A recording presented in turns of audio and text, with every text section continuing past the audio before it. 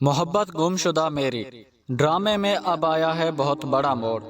سائم اور زوبی کے گھر والوں کے انکار کے بعد اب سائم کے پاس کوئی اور آپشن نہیں بچا تھا، اس لیے اب سائم زوبی کو اپنے ساتھ لے کر بھاگ گیا ہے۔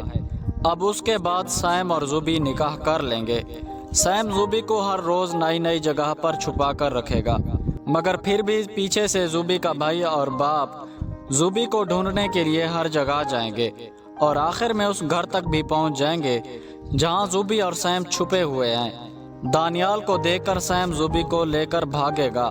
اس جلدی میں سائم کی ٹکر ایک کار سے ہو جائے گی، جس کے بعد دانیال آ جائے گا اور سائم کو مار مار کر بے ہوش کر دے گا۔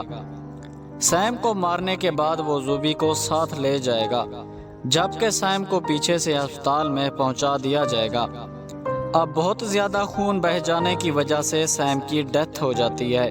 زوبی گھر جاتے ہوئے بہت سے خواب دیکھ کر گئی تھی، مگر زوبی کی گھر واپسی سائم کی لاش کے ساتھ ہوگی۔ سائم کے گھر والے اس کا ذمہ دار زوبی کو ٹھہرائیں گے۔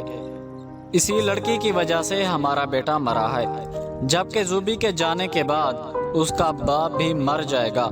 اس سب کا ذمہ دار بھی زوبی کو ٹھہرایا جائے گا، جبکہ زوبی اپنے فیصلے پر پچھتاتی رہے گی کہ کاش اس وقت ہاں کر دی ہوتی، فیملی کی رضامندی سے شادی ہو جاتی۔